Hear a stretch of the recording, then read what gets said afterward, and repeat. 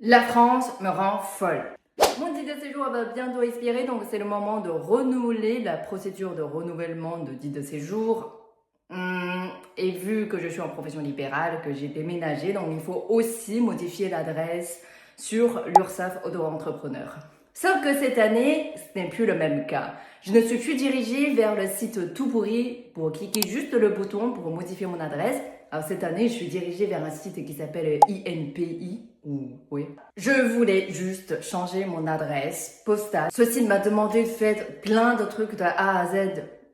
Déjà, je ne comprenais pas toutes les phrases. Il faut cliquer oui ou non. J'ai dû demander à Claude pour comprendre ce que c'était. Et enfin, on est arrivé à la dernière étape, c'est de télécharger la synthèse, signer et puis la réimporter sur le site pour enfin déposer. Du coup, j'ai signé, je l'ai importé, mais ça n'a pas réussi parce qu'il demande une signature certifiée. Et depuis quand on signe un document numérique, il faut une signature certifiée. Donc je me suis documentée un peu pour savoir ce que c'est.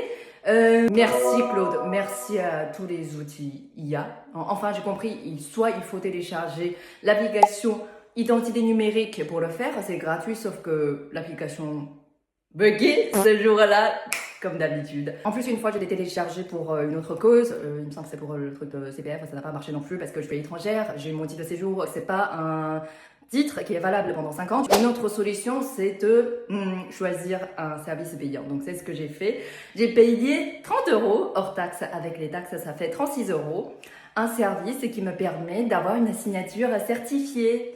Sauf que le moment de l'importation du document signé de manière certifiée sur le site INPI, j'ai toujours pas réussi. Je savais pas pourquoi. Du coup, j'ai téléphoné au service client. C'est payant en plus. 80 centimes par minute et notre appel a duré plus de 16 minutes. Du coup, 15 € de plus, ça fait 50 €. Pourquoi je n'ai pas réussi? C'est parce que je n'ai pas enregistré le document signé à un autre endroit que dans téléchargement. Donc, je ne comprends pas leur truc. Du coup, voilà. Après l'assistance à distance, j'ai réussi. J'ai enfin réimporté le document signé de manière certifiée sur le site INPI. J'ai déposé le dossier. On va voir ce que ça donne. Voilà.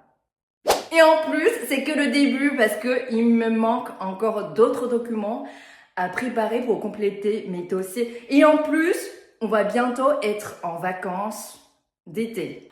Je voulais dire pour les employés administratifs. Donc j'espère qu'ils vont traiter mon dossier le plus tôt possible parce que cette fois-ci, je ne veux plus